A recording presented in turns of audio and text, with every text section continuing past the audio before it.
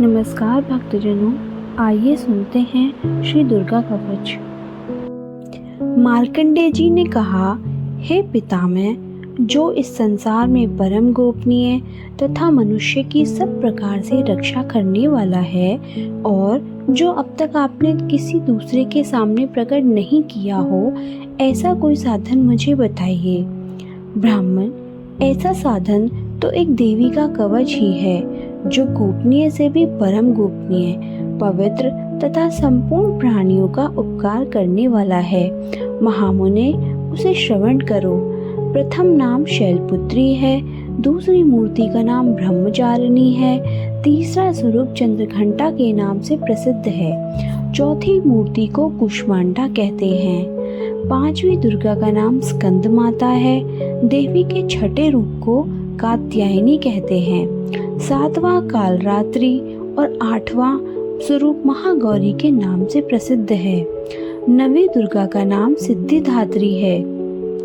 ये सब नाम सर्वज्ञ महात्मा वेद भगवान द्वारा ही प्रतिपादित हुए हैं। जो मनुष्य अग्नि में जल रहा हो, रणभूमि में शत्रुओं से घिर गया हो, विषम संकट में फंस गया हो तथा इस प्रकार भय से आतुर होकर जो भगवती दुर्गा की शरण में प्राप्त हुए हों, उनका कभी कोई अमंगल नहीं होता। युद्ध समय संकट में पड़ने पर भी उनके ऊपर कोई विपत्ति दिखाई नहीं देती। उन्हें शोक, दुख और भय की प्राप्ति नहीं होती। जिन्होंने भक्ति पूर्वक देवी का स्मरण किया है, उनका निश्चय ही अभ्युदय होता है। देवीश्वरी, जो तुम्हारा चिंतन करते हैं, उनकी तुम निसंदेह रक्षा करती हो। चामुंडा देवी प्रेत पर आरूढ़ होती हैं, वाराही भैंसे पर सवारी करती हैं, ऐन्द्री का वाहन ऐरावत हाथी है, वैष्णवी देवी गरुड़ पर ही आसन जमाती है, माहेश्वरी वृषभ पर आरूढ़ होती हैं, कुमारी का वाहन मयूर है, भगवान विष्णु की प्रियतमा लक्ष्मी देवी कमल के आसन पर विराजमान है और हाथों में कमल धारण किए हुए हैं। वृषभ पर आरूढ़ ईश्वरी देवी ने श्वेत रूप धारण कर रखा है। ब्राह्मी देवी हंस पर बैठी हुई हैं और सब प्रकार के आभूषणों से विभूषित हैं। इस प्रकार ये सभी माताएं सब प्रकार की योग शक्तियों से संपन्न हैं। इनके सिवा और भी बहुत सी देवियां हैं जो अनेक प्रकार के आभूषणों की शोभा से युक्त तथा नाना प्रकार के रत्नों से सुशोभित हैं। ये संपूर्ण देवियां क्रोध में भरी हुई हैं और भक्तों की रक्षा के लिए रथ पर बैठी दिखाई देती हैं। ये शंख, चक्र, गदा, शक्ति, हल और मूसल, खेटक और तूमर, परशु तथा पाश, किंत और त्रिशूल एवं उत्तम शारंग, धनुष आदि अस्त्र शस्त्र अपने हाथ में धारण करती हैं। दैत्यों के शरीर का नाश करना, भक्तों को अभयदान देना और देवताओं का कल्याण करना, यही उनके शस्त्र धारण का उद्देश्य है। महान रौद्र रूप, अत्यंत घोर पराक्रम, महान बल और महान उत्साह वाली देवी, तुम महान भय का नाश करने वाली हो, तुम्हें नमस्कार है। तुम्हारी ओर देखना भी कठिन है। शत्रुओं का भय बढ़ाने वाली जगदम्बिके, मेरी रक्षा करो। पूर्व दिशा में ऐन्द्री मेरी रक्षा करें। अग्नि कोण में अग्निशक्ति, दक्षिण दिशा में वाराही तथा नैत्य कोण में खड्ग धारिणी देवी मेरी रक्षा करें।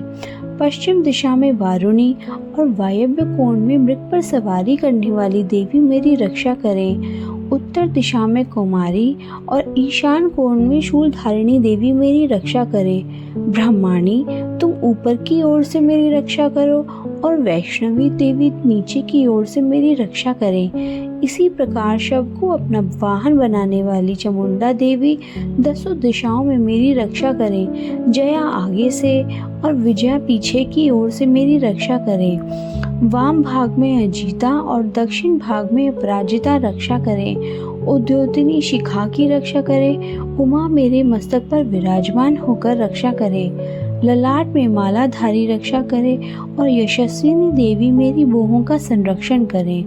भौहों के मध्य भाग में त्रिनेत्रा और नथुनों की यमघटा देवी रक्षा करें।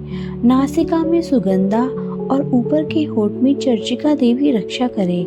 नीचे के होठ में अमृत कला तथा जीवा में सरस्वती रक्षा करे। कौमारी दांतों की और चंडिका कंठ प्रदेश की रक्षा करे। चंद्र घंटा गले की घंटी और महामाया तालु में रहकर रक्षा करे। कमाक्षी ठोड़ी की और सर्व मंगला मेरी वाणी की रक्षा करे।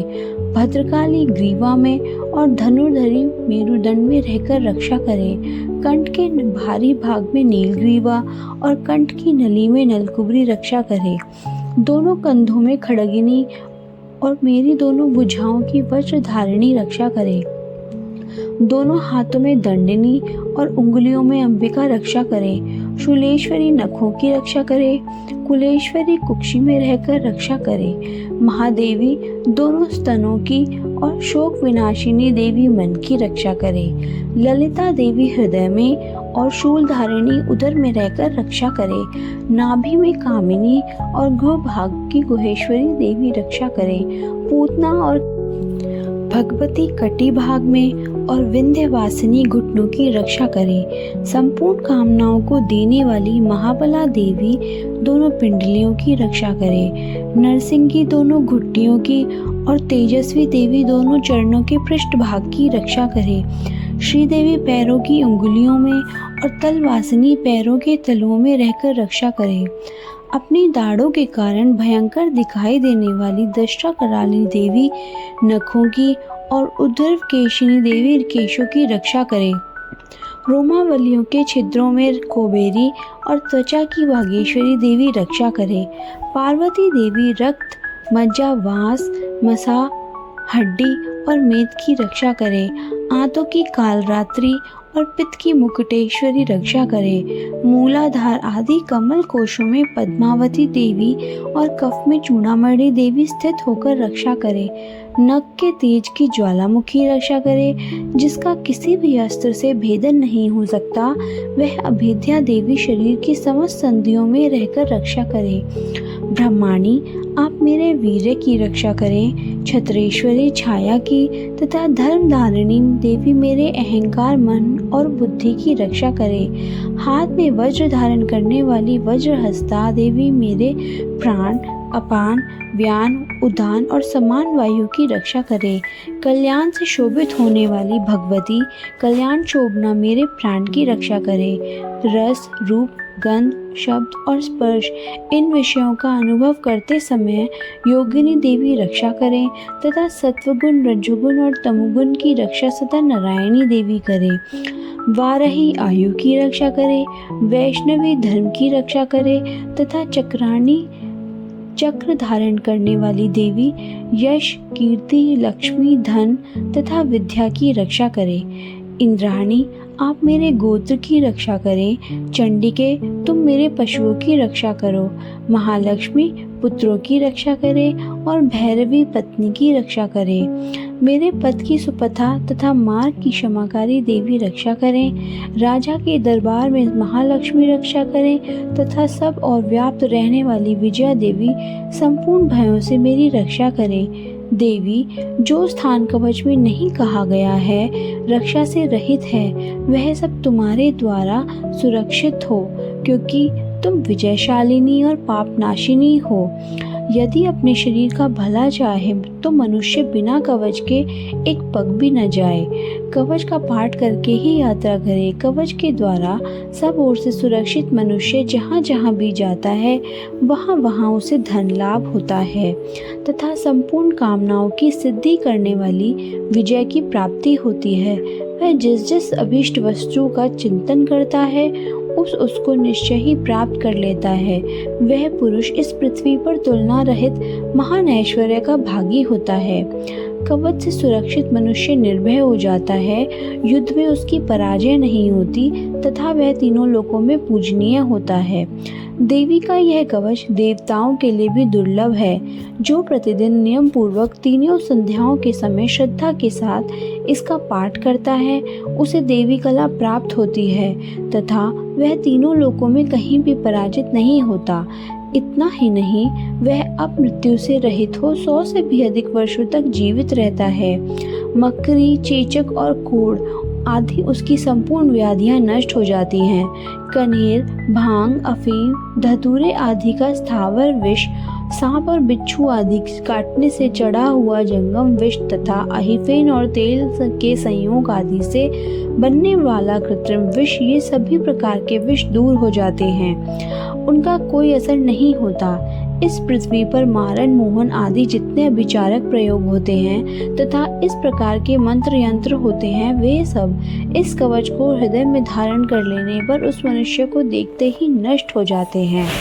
यही नहीं, पृथ्वी पर विचरने वाले ग्राम देवता, आकाशचारी देव विशेष, जल के संबंध से प्रकट होने वाले गण, उपदेश मात्र से सिद्ध होने वाले निम्न कोटि के देवता, अपने जन्म के साथ प्रकट होने वाले देवता, कुल देवता, माला, डांगनी, शांकनी, अंतरिक्ष में विचरने वाली अत्यंत बलवती भयानक डांगनियां, ग्रह, भूत, पिशाच, यक्ष, गंधर्व, राक्षस, ब्रह्म राक्षस, बेताल, कूष्मांड और भैरव आदि अनिष्टकारक देवता भी हृदय में कवच धारण किए रहने पर उस मनुष्य को देखते ही भाग जाते हैं।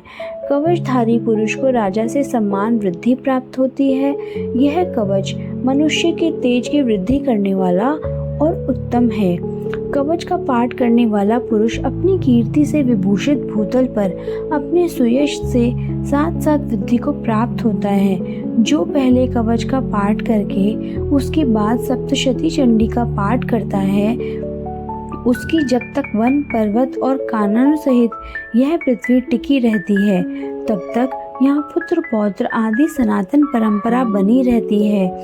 देह का अंत होने पर वह पुरुष भगवती महामाया के प्रसाद से नित्य परम पद को प्राप्त होता है, जो देवताओं के लिए भी दुर्लभ है। वह सुंदर दिव्य रूप धारण करता है और कल्याण में शिव के साथ आनंद का भागी होता है। इति देव्या कवचम संपूर्णम।